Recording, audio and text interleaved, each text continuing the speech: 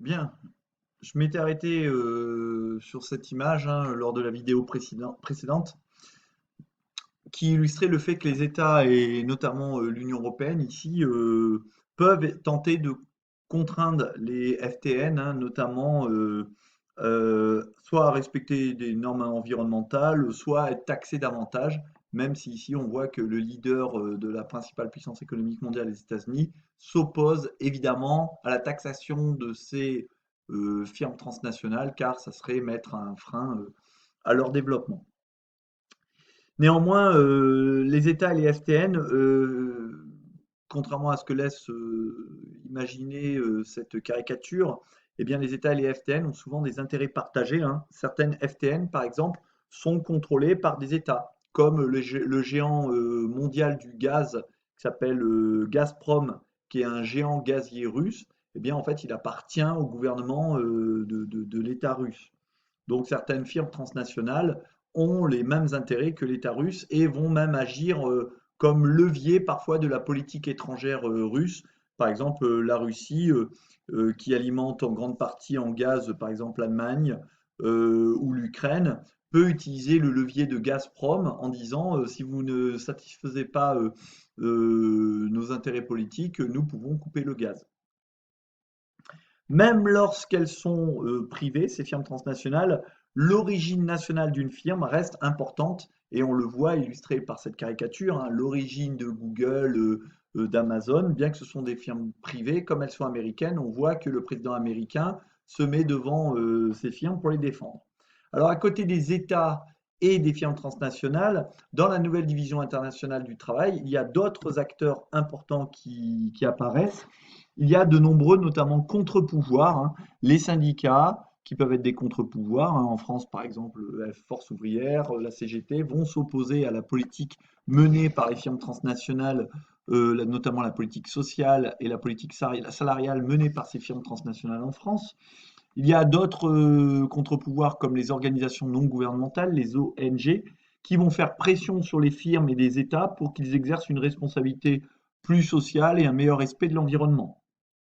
Il s'agit aussi de limiter les externalités négatives, hein, liées aux activités productives, pardon, provoquant des crises sociales et environnementales. Parce que bien souvent, ces firmes transnationales qui ne sont pas originaires du pays où elles ont leurs filiales n'ont que faire du respect de l'environnement de ces pays étrangers, ni du bien-être social des populations qu'elles exploitent. Donc les ONG sont là pour tenter de limiter les exactions qu'on appelle les externalités négatives, pour être poli, de ces firmes transnationales. Donc les externalités négatives, hein, je vous ai mis la définition pour être précis dans le cours, ce sont les conséquences négatives d'une activité sur les sociétés et l'environnement. Bien, pour poursuivre ce grand 2, en petit 3, nous allons voir la spécialisation de certains espaces productifs. Alors, la production du savoir, elle reste, elle, concentrée dans quelques territoires. Par exemple, 5 États dans le monde polarisent 70% des dépenses de recherche, dont un tiers pour les seuls États-Unis. Donc 5 États polarisent 70% des dépenses de recherche, un tiers pour les États-Unis. La Chine, elle, dispose de 2011 de plus de brevets que le Japon ou l'Allemagne. Alors, qu'est-ce qu'on appelle un brevet? Je vous en ai donné une courte définition tout à l'heure. Pour être plus précis, je vous ai mis les définitions dans le cours. C'est un titre de propriété intellectuelle qui attribue un monopole d'exploitation sur l'invention brevetée. Un monopole, c'est-à-dire qu'il n'y a que vous qui pouvez utiliser l'invention qui a été brevetée. La durée maximale d'un brevet, c'est 20 ans. Au bout de 20 ans, le brevet tombe dans le domaine public, c'est-à-dire que tout le monde peut exploiter cette invention. Donc la Chine, elle, depuis 2011, dispose de plus de brevets que le Japon ou l'Allemagne. L'agriculture également se structure en grandes régions productrices et exportatrices au niveau régional en développant des méthodes intensives et productivistes. Donc produire toujours davantage en utilisant le maximum d'intrants, de pesticides et en utilisant des surfaces toujours plus grandes et en une mécanisation accrue. Donc ces grandes régions productivistes ou productrices, pardon, et exportatrices, ce sont les régions qu'on appelle les greniers du monde, hein. voyez la métaphore du grenier. Un grenier, normalement, c'était un local au-dessus d'une ferme, par exemple, qui contenait le grain. Eh bien, les greniers du monde, donc la réserve de grains pour la terre, ce sont les États-Unis, la France, le Brésil, l'Australie, qui vont alimenter les grands foyers de population mondiale. Donc, les grains font partie également des biens matériels, hein, des marchandises qui sont transportées dans le monde. À l'échelle locale également, il y a une spécialisation au sein des technopoles. Alors, qu'est-ce que c'est un technopole? C'est un parc d'activités qui regroupe des activités de pointe, comme la recherche, la haute technologie et de formation supérieure. Donc, par exemple, à Limoges, vous avez Limoges Technopole autour d'Esther.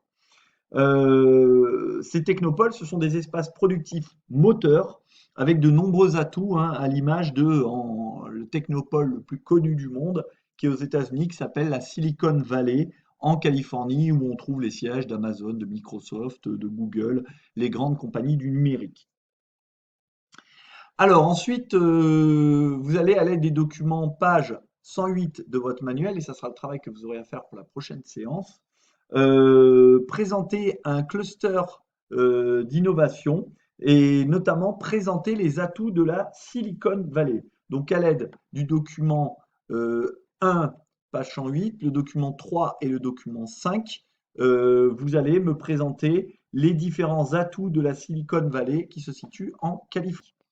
Et puis dans un deuxième temps, à l'aide du document 1, page 108, ainsi que des documents 2 et 3, page 110, vous allez m'expliquer en quoi ce système productif, pardon, est devenu un modèle qui a pourtant ses limites. Donc, vous répondrez à ces deux questions, hein, pour la prochaine séance qui sera en présentiel. Donc, je vérifierai à cette occasion que vous ayez fait votre travail, bien évidemment.